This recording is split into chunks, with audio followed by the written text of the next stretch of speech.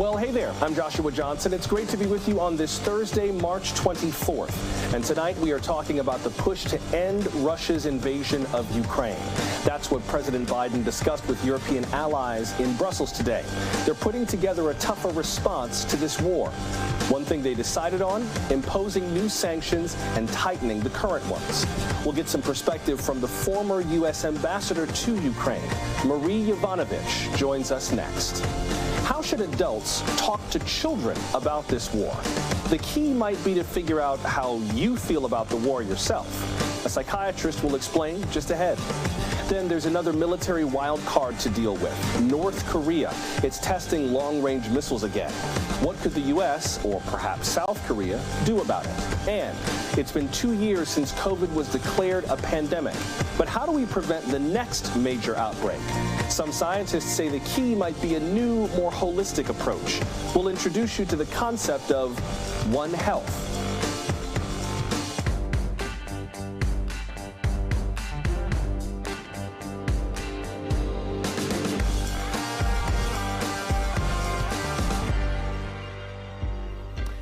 All right, let's begin with President Biden's big diplomatic trip to Brussels, Belgium. He participated in a series of emergency NATO meetings about Russia's war in Ukraine. The president said that Russia should be removed from the G20, an intergovernmental group of the world's 20 biggest economies. Back in 2014, the G8 ejected Russia for invading Crimea. NATO leaders also announced new economic sanctions on Russia. President Biden says Vladimir Putin will not stop unless NATO leaders remain united long term. The single most important thing is for us to stay unified and the world continue to focus on what a brute this guy is. The president also said that NATO is prepared to respond if Russia decides to use chemical weapons. We would respond. We would respond if he uses it. The nature of the response would depend on the nature of the use. And Mr. Biden hinted at a possible trip to the Ukrainian border. He does plan to meet this week with the president of Poland, and Poland has taken in more than 2 million Ukrainian refugees. NBC's Josh Letterman is in Europe following the president's trip. Hey, Josh. Hey, Joshua. President Biden and NATO leaders heard directly from Ukrainian President Zelensky, who addressed today's summit via video link, saying he wants tanks, he wants fighter jets. He thinks that there should be unlimited military support for Ukraine as it is fighting off this invasion from Russia. So far, there are no indications he's going to get everything he asked for because the U.S. and the West are still very reluctant to get dragged into this conflict, and they don't want to provide weapons that would be seen as escalating and provoking Russia. But they did say that they are looking at providing more advanced anti-aircraft and anti-missile systems to the Ukrainians to help them defend themselves against Russian threats in the skies. There are also big concerns hanging over this summit about whether Russia might use chemical weapons in Ukraine, something President Biden has said is a very real possibility at this point and a threat that he's worried about. President Biden saying tonight that he will respond in kind if Russia were to use chemical weapons with an appropriate response, while NATO Secretary General Stoltenberg told Lester Holt this about what he would do. Do you take anything off the table when it comes to responding to chemical weapons? We are in a very dangerous situation. So if I started to speculate about the different options, I will only make an unpredictable and dangerous situation even more dangerous and even more unpredictable. My main message is that we are there to protect and defend all allies, protect and defend every inch of NATO territory. As the U.S. looks for what more it can do to try to address this crisis, it announced today sanctions on more than 300 members of Russian parliament, as well as dozens of Russian defense manufacturers and new penalties aimed at Russia's central bank. The U.S. also announcing today it plans to accept up to 100,000 Ukrainian refugees in the United States. And President Biden now heads to Poland tomorrow, where he will meet with leaders there who are dealing with an influx of more than 2 million refugees who have fled from Ukraine over the border into Poland. President Biden also hinting he could potentially pay a visit to one of those border towns in Poland near the Ukrainian border to meet with some of those refugees himself. Joshua? Thank you, Josh. That was NBC's Josh Letterman starting us off from Brussels. Meanwhile, Ukraine's push to end this invasion continues, including with a prisoner swap. According to its deputy prime minister, today Ukraine swapped 50 military and civilian prisoners with Russia. There have been reports of other exchanges, including one that traded 9 Russian soldiers for the mayor of the Ukrainian city of Melitopol. The Ukrainian military also pushed Russian forces away from the areas around Kyiv. 2 Ukrainian generals say they have regained significant territory this week around the capital city. And today, President Volodymyr Zelensky made a strong accusation against Russia in a speech to NATO. He claimed that Russia used phosphorus bombs in an attack this morning. White phosphorus ignites on contact with oxygen. It also burns human flesh horrifically. The Pentagon has yet to verify President Zelensky's claim. Now, in that same speech, he asked for what he called effective and unrestricted support, and that includes more weapons. You can give us 1% from all your planes, 1% of all your tanks, just 1%. When we receive this at last, this will give us and you 100% of security. After today's NATO summit, President Biden said anti-aircraft systems, anti-armor systems, ammunition, and weapons are all on their way. Joining us now is Marie Yovanovitch. She served as the U.S. ambassador to Ukraine from 2016 to 2019. Her new memoir is called Lessons from the Edge. Ambassador Yovanovitch, welcome to the program. We're glad you're here. Thanks for having me. What would you say was the most significant thing we learned today, particularly from President Biden's visit to NATO and his meeting with world leaders? What was your big headline from today? Well, I think it was remarkable, the display of unity and this display of strength to support our NATO allies, to support Ukraine, and to deter Russia. So 4 more battle groups being sent to frontline countries on Ukraine's border, more sanctions, 400 individuals and entities, including in the Duma, the Russian parliament, and the defense sector, and lots of humanitarian assistance. $1 billion more of assistance, both to countries in Europe as well as in Ukraine, and opening up our own borders to Ukrainian refugees. So I think it was a very successful summit to demonstrate that unity of purpose.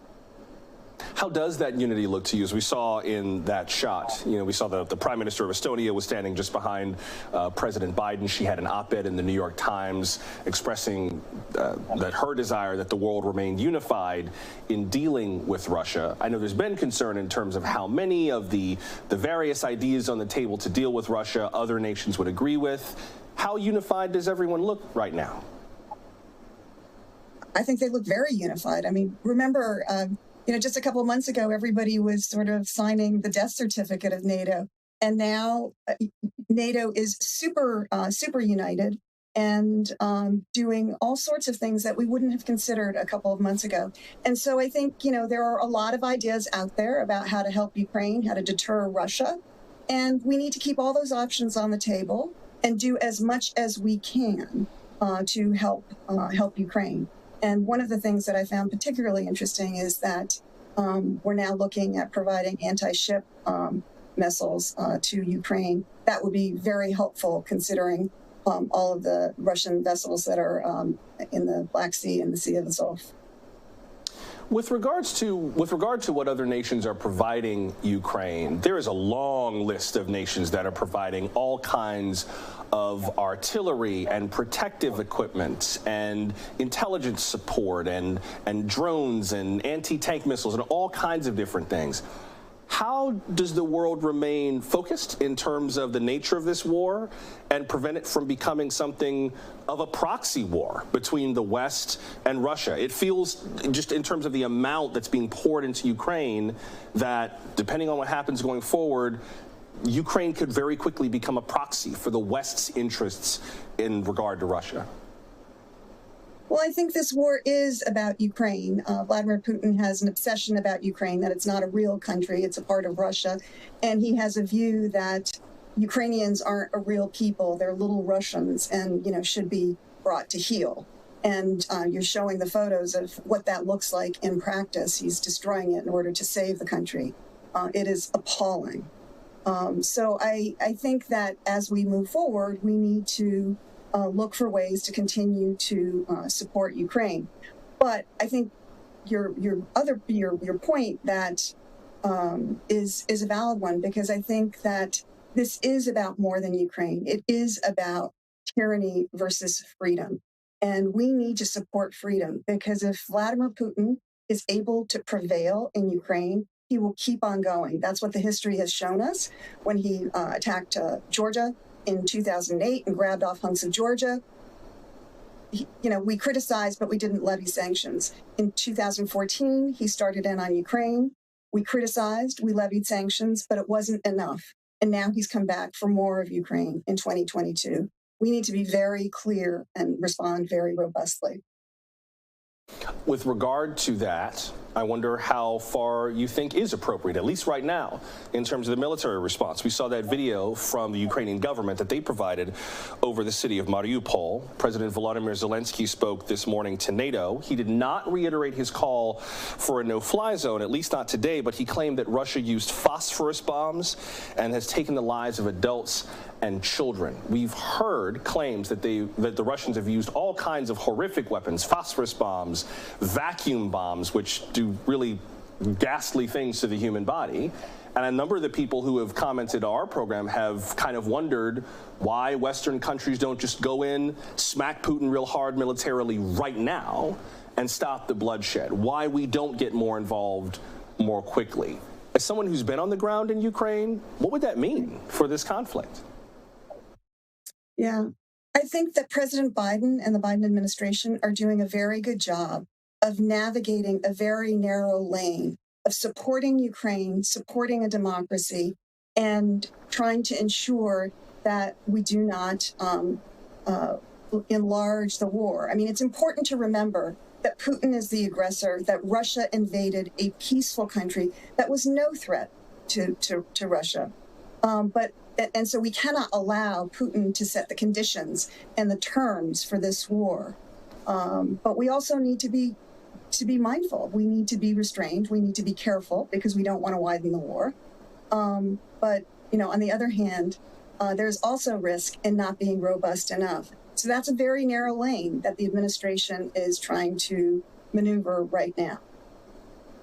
I got to let you go in just a second, but before I do, how far do you think the West can go in terms of sanctions, economic pressure? We're feeling it here in the U.S. in a variety of ways. There's been conversation today, even the president alluded to it, in terms of how import-export agreements, trade agreements could be adjusted to ease some of the burden economically of what some nations in Europe might be feeling from these sanctions. How far do you think just the economic pressure alone will go toward reducing or ending this war?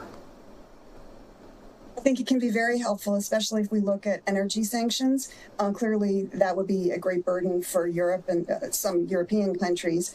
And as the president said, we need to look at ways that we can provide energy to Europe. I also saw a proposal recently, I don't know if the administration is looking at this, but perhaps setting up a food for oil kind of a deal, as we did, excuse me, in Iraq a number of years ago, so that any profits that come to Russia because of energy deals would only be able to be used for humanitarian purposes. So maybe that might be another way of being creative in terms of helping our European friends, but still keeping the screws on Russia.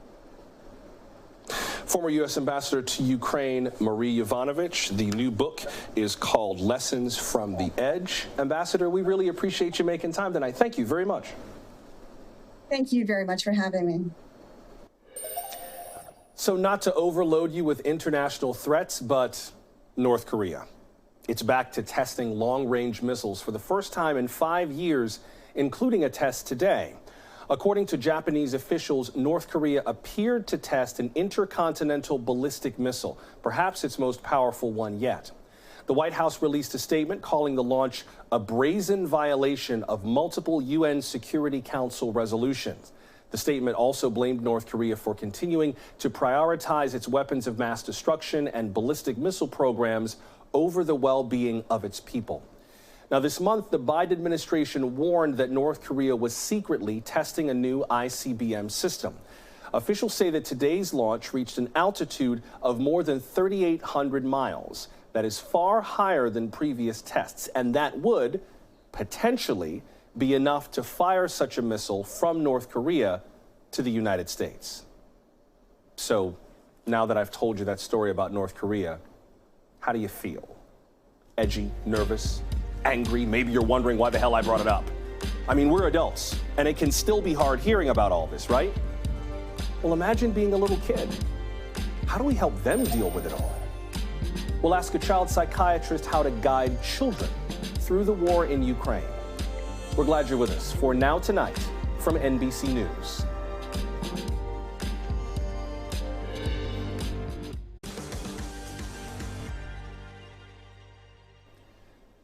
It is one of my favorite lyrics by Stephen Sondheim. Careful the things you say. Children will listen. That line from Into the Woods may ring true if you have kids around asking about the war in Ukraine. The questions and stories you've sent us show just how tough this has been because, as the song says, how do you say it will all be all right when you know that it might not be true? What do you do? Joining us now is Dr. Daniel Bober. He's a psychiatrist who treats children and adults. Dr. Bober, welcome to the program. Great to be here. Thank you. Let me begin with a few questions from our viewers just about talking to kids about safety. Elena writes, my youngest child is 16 years old. She asks me, Mom, where are our bomb shelters at here in case we get bombed? Like Ukraine, they've been hiding in bomb shelters. I said, we don't have any bomb shelters here. She just stared at me and said, then how would we save ourselves? Scott had a similar conversation. Here's what Scott left in our inbox. Listen.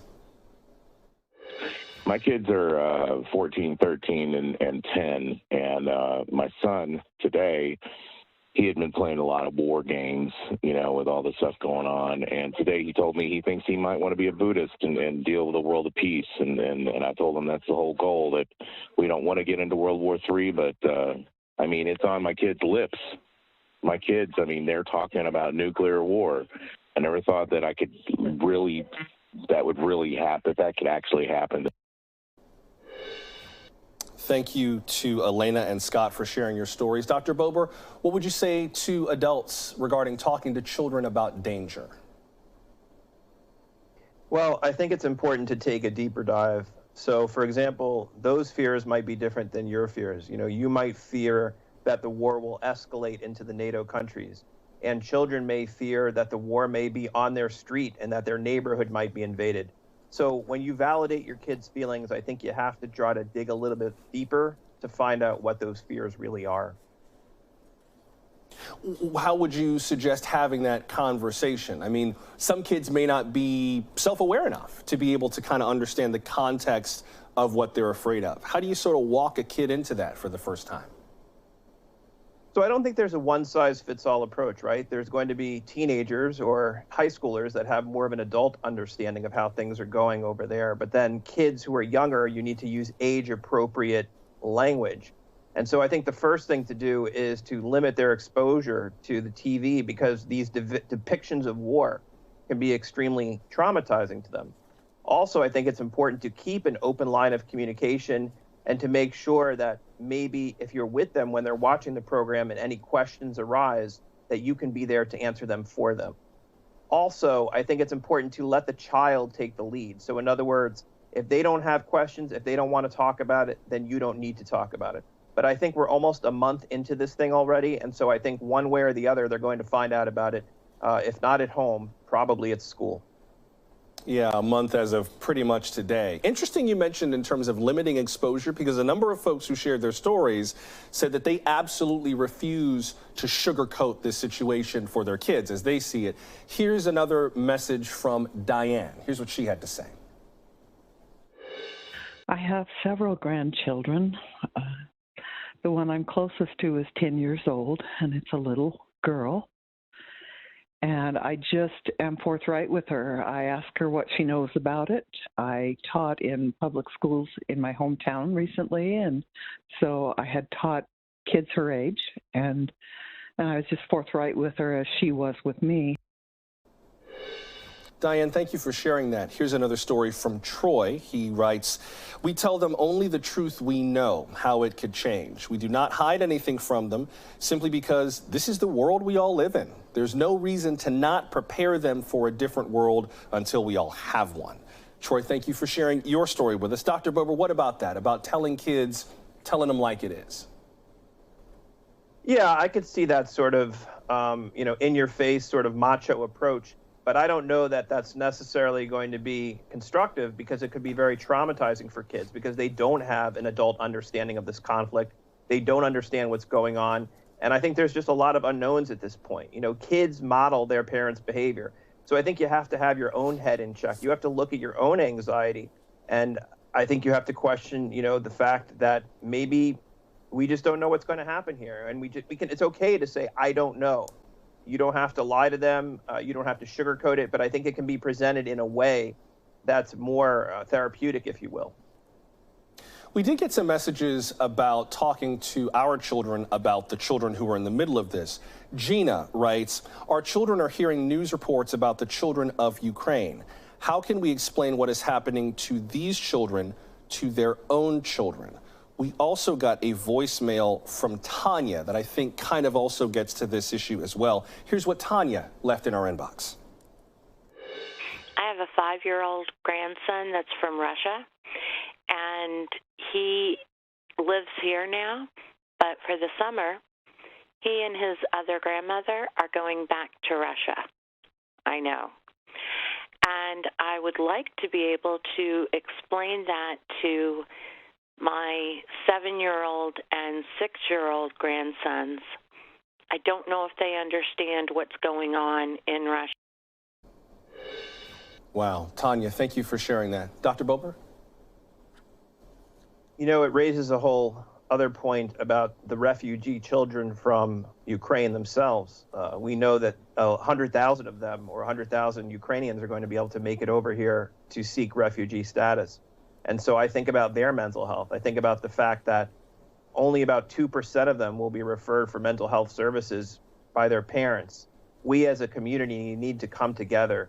Pediatricians, nurses, teachers all need to step up to the plate and refer these kids for mental health treatment, because they're going to need treatment that is culturally and linguistically adaptive.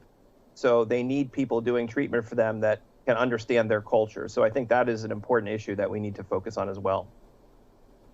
And what would you say to parents in terms of talking to children stateside, or talking to children who are not in Ukraine, about what those kids are going through? I wonder how you engender empathy without freaking a little kid out about what other kids their age are dealing with. So I think it's a fine line. It's a delicate dance, but I think you have to tell them that they have probably a mom and dad that love them too, and that they're going to try to keep them safe. But that sometimes, even when you're careful, things can happen. So I think that's the piece where you're not really sugarcoating it, that parents can only do so much to keep them safe, but that they're going to do the best they can. Before I have to let you go, I sometimes think about, the people who raised me, right? And who tried to explain to me what it meant to be a brainy little black boy growing up in the 80s, and what life was like for a young man of color, in a way that would equip me to walk through the world in ways that would protect me, just on a very basic level. And that's necessary, but it's also terrifying, right? And I can understand parents who are saying, I know I need to have this conversation. I don't want to think about it, let alone talk about it. I don't know if I'm equipped to deal with this in my own brain, let alone in the brain of this young person who I'm trying to take care of. For adults who feel like they can't bear to talk about it, even though it's necessary, what would you say to them? I would say that no one knows what it's like to walk in your shoes, and no one knows what it's like to have the childhood that you have. But sometimes, just like they say on the airplane, you have to put your own mask on first. So you have to put your child's needs first. And that may mean putting yourself outside your comfort zone to do what's right for them. Dr. Daniel Bober, I really appreciate you sharing your insights and your advice on this. Thank you very much. My pleasure. Perhaps the only thing harder than explaining this war to children is protecting children who are actually in it. The UN says more than 3.5 million Ukrainians have fled, many to neighboring countries, some to the United States. Fatima Hosseini has lived through this before. Last year, her family fled Afghanistan when the Taliban took Kabul. They ended up in Ukraine. And now they're caught in another war, repacking their things and leaving another home behind. NBC's Hallie Jackson has their story.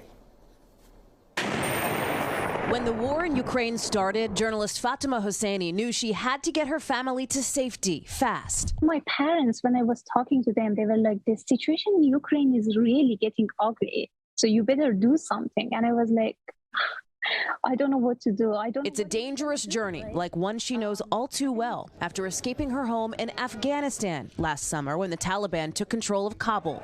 She says she was tear-gassed and sexually assaulted. But with the help of a friend and both U.S. and foreign military personnel, she finally boarded a plane to safety to Ukraine, her family joining her in Kyiv less than a week later. I met her last fall, an Afghan refugee now living in the U.S., but her family, mom, dad, brother, baby sister, stayed behind in Ukraine. What did you say to those special forces, to the woman who was working with them that helped get you out and that later helped get your family out, too? To be honest, I'm thankful. I'm grateful. They saved my life. If they wouldn't be there, I don't know what would happen to me. Now Fatima's family is reliving a nightmare all over again, leaving Kyiv just a couple weeks ago as the Russians advanced. You and your family are refugees of one war, and now here they are becoming refugees of a second war in less than 8 months' time. Yeah, unfortunately. Fatima scrambled, reaching out to friends and strangers, anyone who could get her family to the train station. I could not sleep for 3 straight nights, and during daytime, I kept drinking coffee to keep myself awake so that there wouldn't be a moment that I would miss any calls. With the help of a Ukrainian friend, the family got on a train heading west towards the Polish border, reliving some of those now familiar chaotic scenes. It was so packed that my mother called me crying, saying that, when the gate of the train opened, people literally were falling down the train because it was so full. Fatima says with the kindness of volunteers and friends, her family made their way to Lviv and then to the Ukrainian-Polish border. But then she lost contact. I did not talk to them for, I think, 3 hours. And then I received a text from my brother saying they crossed the border and they're in Poland. I was crying that moment. The UN says more than 3.6 million people in Ukraine have crossed the border into neighboring countries like Poland, Slovakia, Hungary, and Romania. Families separated, kids leaving behind their schools, their friends, homes destroyed by Russian artillery. As of mid-March, the International Organization for Migration said 162,000 foreign nationals, like Fatima's family, had escaped Ukraine. She says her mom, dad, brother, and sister are now safe in Warsaw, their final destination, Canada. Safe, thanks, Fatima says, to the kindness of strangers. People are amazing. They just want to help, and that's beautiful. That was NBC's Hallie Jackson reporting. And be sure to watch Hallie Jackson Now, weekdays at 5 p.m. Eastern, 9 p.m. GMT, here on NBC News Now. Remember, we're still taking your questions about the war in Ukraine. Our experts will answer more of them tomorrow. We are at NBC Now Tonight on Twitter, TikTok, Facebook, and Instagram. You can also reach us directly by voicemail, 888-575-2NBC. That's 888-575-2622. Or email us nowtonight@nbcnews.com. Judge Katanji Brown Jackson is done answering questions from senators, but her Supreme Court confirmation process is not over. We'll get to that just ahead. Stay close.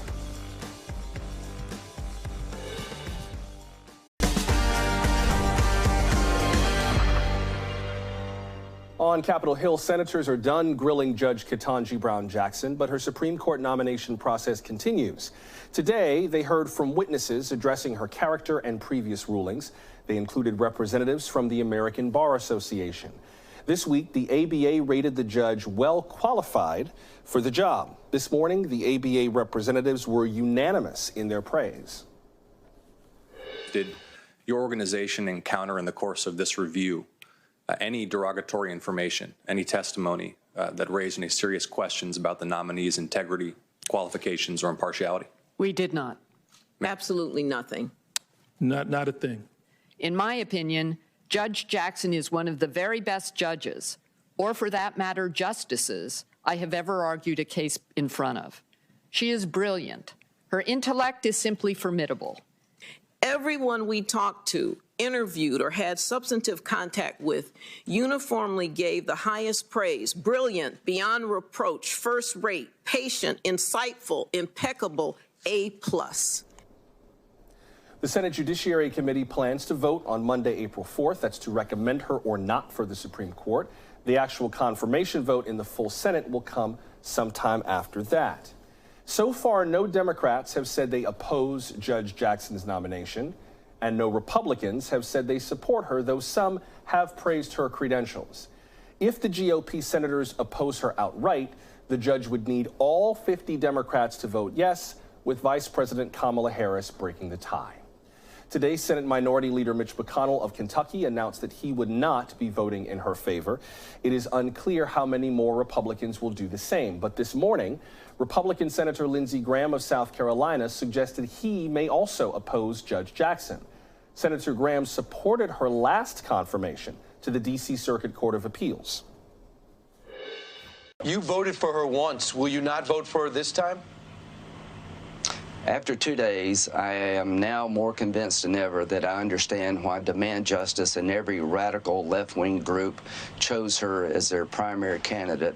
Stay tuned. You will hear a forceful response by Senator Graham about this judge. Let's get into all this with C.K. Hoffler, a veteran trial lawyer. She's the former president of the National Bar Association, an organization of African-American lawyers and judges. Ms. Hoffler, welcome to the program. Good to have you with us. Good to be here. Can we start with those ABA remarks, the well-qualified credential that they laid on her unanimously, and those glowing reviews from the people they spoke to about Judge Jackson? Talk about the kind of weight that ABA has in this confirmation process. Well, absolutely. Well, first of all, the representatives from the ABA are stellar. Judge, you had a judge and you had other advocates. I personally know Joe Drayton. He's a former president of the National Bar Association as well. And, you know, Judge Williams, extraordinary, a lot of credibility. Ms. Vetta as well. So you're talking about three absolutely stellar lawyers with a great deal of integrity, and jurists and a judge as well, that were representing this standing committee of the American Bar Association. The American Bar Association has typically been a very strong voice as related to the vetting of candidates for the U.S. Supreme Court and other federal court positions. And so the weight that it does carry is quite significant, particularly as it relates to the credibility of lawyers, of vetting judges. Of course, there are other organizations, I must say, the National Bar Association as well, but in this instance, the American Bar Association was absolutely spot on with their assessment. And this was an independent review.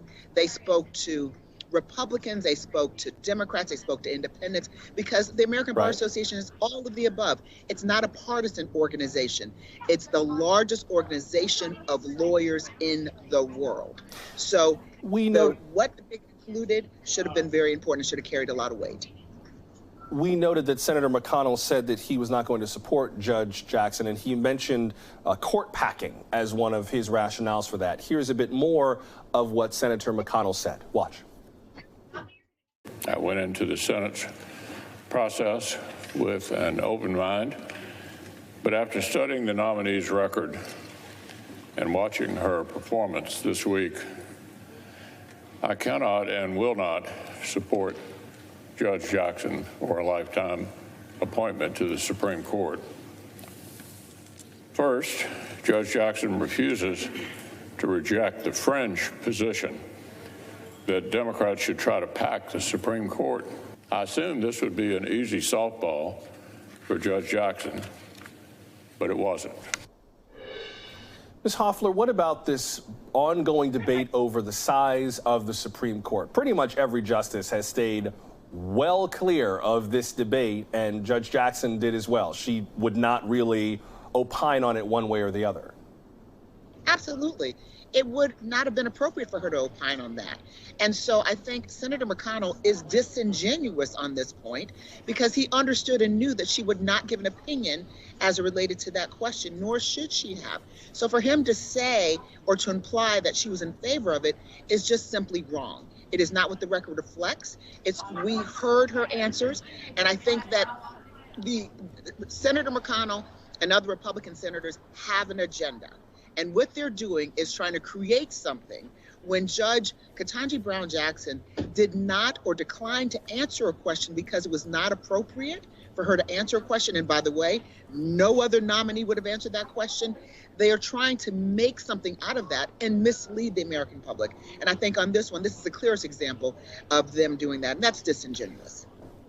One of the ongoing lines of criticism from Republican senators against Judge Jackson was this idea that she might be soft on crime. The Senate Judiciary Committee's chairman, Dick Durbin of Illinois, asked the ABA representatives about that today during this morning's hearing. Here's part of how that went. Did you find any evidence from all the people that you interviewed of that assertion? None whatsoever. We heard consistently from not only defense counsel, but prosecutors, how unbiased Judge Jackson is. We heard phrases like doing things by the books. I have to admit that as a non-lawyer, the line of argument about criminal sentencing didn't feel 100% germane in terms of her work on the Supreme Court, partly because, A, you don't sentence criminals as a Supreme Court justice. That's what lower courts do. And B, if they want to change sentencing standards, and this is what a lot of courts have complained about, Congress can do that. That's a statutory matter. I might be missing something. If I'm missing something about this, then please let me know. But how do you think that narrative about crime lands in all of this? Well, Joshua, you're missing absolutely nothing. Absolutely nothing. This is perhaps one of the more unfortunate interactions or exchanges that the senators, the Republican senators, had with Judge Katanji Brown Jackson. Firstly, there is no evidence in the record that she's soft on crime. I would like to remind everyone that when the late, great Justice Thurgood Marshall had his confirmation hearing, this was also a topic of discussion with him. And the implication is somehow that perhaps if you're African American and if you're progressive, if you are someone who is being put up to be confirmed by a Democratic president, that you're soft on crime. There is absolutely nothing in Judge Katanji Brown Jackson's record that would support that notion. She is quite frankly right there within 70%, you heard the statistics, of other federal court judges on sentencing as it relates to her sentencing practices. She laid out the considerations. She tried to distinguish and answer the questions to the best of her ability, but it was very clear that certain senators, first of all, had wrong information, were perpetrating and pushing wrong information, and were distorting her record. It's rather unfortunate that they chose to do that, but again, that was a political agenda that was being put forth. And I should note, for those of you who missed last night's show, we did talk to NBC's legal analyst, Tanny Savalos, about this whole issue of sentencing and child pornography cases and how that works. So if you'd like to hear more about that, you can check out our segments either on the NBC News app, on Peacock, or just go to our channel on YouTube. CK Hoffler, we appreciate you making time tonight. Thank you very much. What has the COVID-19 pandemic taught us about how to prevent the next pandemic? For one thing, it's shown us just how interconnected we really are. We'll explain the concept of One Health before we go.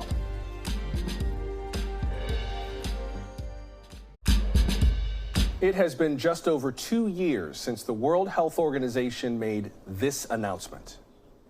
WHO has been assessing this outbreak around the clock, and we're deeply concerned both by the alarming levels of spread and severity and by the alarming levels of inaction. We have therefore made the assessment that COVID-19 can be characterized as a pandemic. Now, some experts argue this pandemic was actually a symptom of a much bigger problem, our world's deteriorating ecosystems. We spoke to scientists about what we learned these last 2 years and how we can prevent the next pandemic. Where did COVID come from? Scientists have been investigating that throughout the pandemic. 2 studies released in late February point strongly toward infected bats at a market in Wuhan, China. It's an animal-to-human infection, what researchers call zoonotic spillover. There's 2 major components. One is the conditions that allow the bats to be infected and to be excreting the viruses. And those are conditions usually of environmental stress. Another event that has to happen is there has to be contact between humans and the pathogen. The National Institutes of Health estimate that spillover accounts for 75% of new infectious diseases. That has more scientists embracing the concept of One Health. One Health is a concept that our health, humanity's health, is intertwined with the health of ecosystems and the health of animals, including wildlife and livestock. When we have a breakdown in the health of one species, it can then trickle on to affect the health of others. Humans and animals are in closer proximity these days for lots of reasons: land management, deforestation, intensive farming practices, and climate change. That creates new opportunities for diseases to spread. If a bat is shedding a pathogen in a forest away from humans, then no one cares. It doesn't matter to anyone. But if a bat is shedding a pathogen and there's a person nearby, or it's shedding a pathogen in a village because it's seeking extra food sources, then we can see a spillover event. If you can imagine, every time we're encroaching into natural habitat, stressing wildlife populations, bringing people and wildlife together, particularly within the context of wildlife trade, where we're aggregating multiple species, we're stacking them on top of each other in cages in extremely stressful conditions, animals defecating, urinating on each other across species, and then transported along supply chains where you're aggregating more and more animals. I mean, these kinds of conditions are the perfect storm. Jack Dangermond is the founder and CEO of Esri, a geographic mapping company. By putting geographic stuff in the computer and overlaying these layers, you can see things, you can analyze things and see things that are only imaginable. Esri software helped visualize the spread of COVID, making the pandemic easier to understand. It, as a technology and as a piece of media, woke up the world to the fact that we're all interrelated. The COVID-19 pandemic brought into sharper relief for us just how important it is to get these predictions upstream as far as we can to head off these types of catastrophes.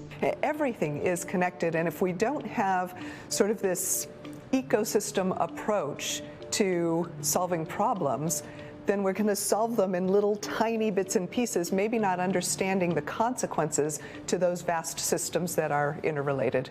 In 2009, the CDC established a One Health office. Its efforts focus on education as well as collaboration with other health agencies.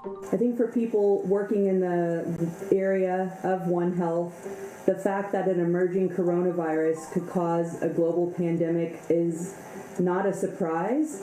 It's something that we've seen evidence of with the severe acute respiratory syndrome back in 2003. But knowing the links between ecosystems and outbreaks is one thing. Making the changes we need to survive is another.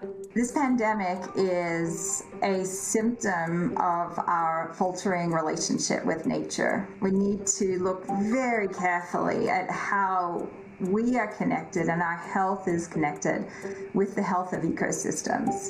And until we start to do that, until we start to value ecosystem health as a service for human health, then we're going to see more and more events just like the one that we're experiencing right now.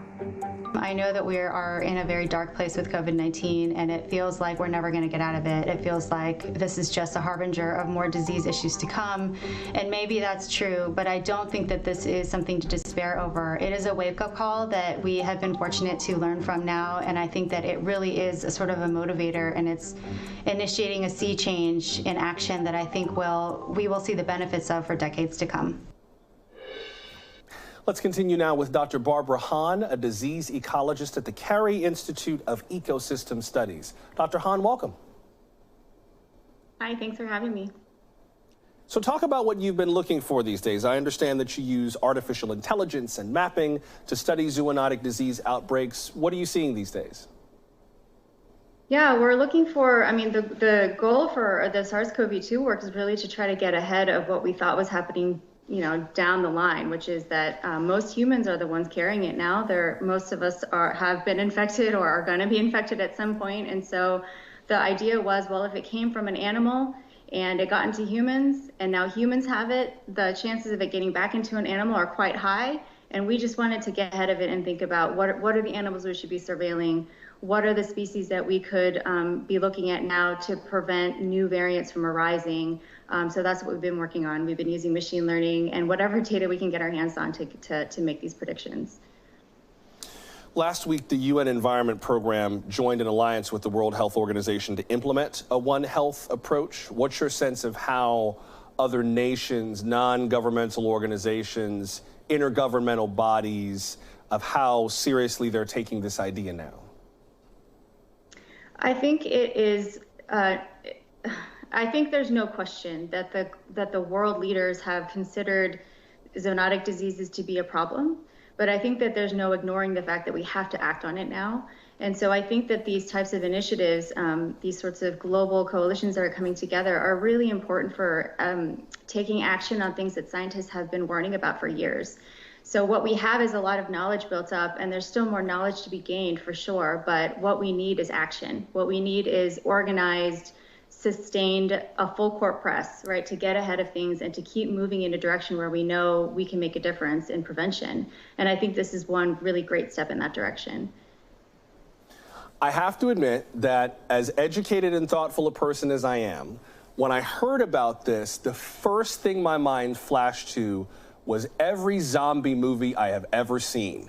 Human to animal diseases is World War Z, it's I Am Legend, it's Resident Evil. It's like all of these stories that don't end well. Are we talking about something that is just kind of bound to be a mortal threat to all of humanity? Not necessarily zombies walking around, but you know what I'm getting at. Like this idea of animals passing diseases to humans, it never ends well, and we never get ahead of it. Like, how concerned about this should we be? I mean, I wouldn't take it lightly. I mean, sure, those movies exist for a reason because we have this fear that it could happen, and I think we should pay attention to that. But I also think that we should look around us and think about what we've achieved as a human society, right? I'm on Skype with you right now. I mean, we're in lockdown and still making the world go round. And so I'm very optimistic that science and the world leaders, action takers, folks who really care about taking care of sick people, taking care of conserving our planet and making sure that we are growing in a sustainable way. I think science can achieve a lot, and science has achieved a lot. And I think the coronavirus pandemic is that wake-up call. I sense a sea change in the way that we are tackling these kinds of complex and global problems. I see a change in the way we are investing in our future. So yeah, zombie movies are, I'm a scientist, so I'm not going to say it's a 0% chance, but I will say that I remain quite optimistic that we, as scientists, have some more tricks up our sleeve. I think that we have some solutions to offer here. I won't be upset if you say it's a 0% chance, but that's a whole other conversation. The other thing that this made me think, and I hear you in terms of the optimism, I really do, because we did accomplish a lot based on years of basic research. Once COVID-19 showed up, we were able to accomplish quite a bit in a rather short period of time. The other thing I would ask you about before I have to let you go is this also made me think about the effort to get people to recycle, right? There's been a lot made of the individual steps we can take to save the planet. And lately, we've been talking about the gap between what people can do on their own and what governments have to do together, because it's the only way to make major changes. How much of the response in this kind of One Health way of thinking it has to do with things that I can do individually, as opposed to things that the world has to do collectively? I think it goes hand in hand, right? I mean, when we look at our backyards, when we look at our lawns, like we want to be clean. We want to take good care of ourselves. We want to take good care of our bodies. Those little incremental changes in like, let's not use as much water. Let's be a little bit cleaner about the kinds of products that we buy. Let's make sure to recycle. I think these small changes are easy to implement as individuals. And I think if we collectively understand that our small actions can add up to make a huge difference, not just in preventing zoonotic spillovers, but in giving us cleaner water, cleaner air, and that One Health framework that all of health is interconnected, including our own. I think that it feels more empowering. It feels like we have a role to play in solutions. And very briefly, in our last few seconds, is there one small step that you would ask more people to take? Be better consumers. Think about what you're buying and the footprint that it leaves on the planet. And I think that as consumers, we have a lot of power with our dollars. So thinking carefully about what you're investing in and what you're not investing in is a really important step. Dr. Barbara Hahn of the Carey Institute, I appreciate you indulging my zombie reference. These movies, I think they are way overdone, and they keep me up at night, so I don't like them. But I appreciate you helping me understand this idea and what we can do. Thank you very much. Well, I hope you can rest easy tonight. Thanks. I shall indeed. Thank you. As we prepare for the next pandemic, some cities are easing their mandates from this one.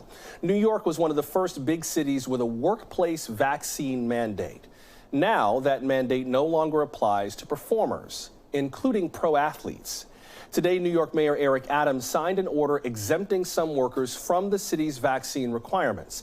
He says professional sports and performers bring in huge revenue. Relieving them from the mandate, he says, is good for the city's economy. I'm the mayor of the city, and I'm going to make some tough choices. And people are not going to agree with some of them. Today, the decision we're not making it loosely, haphazardly. We're not doing it because they're pressures to do it. We're doing it because the city has to function.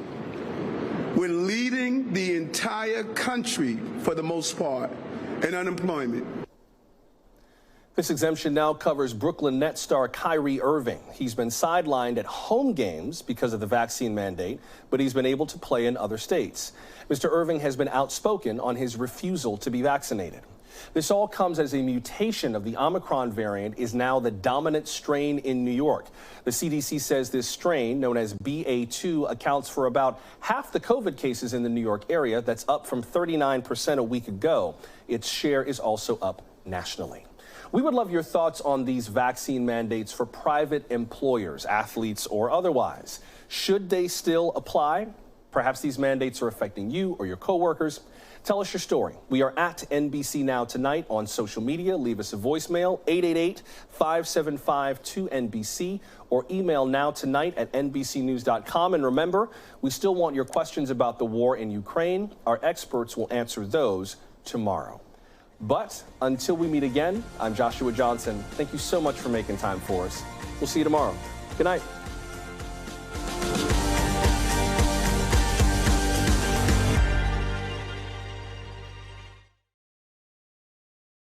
Thanks for watching our YouTube channel. Follow today's top stories and breaking news by downloading the NBC News app.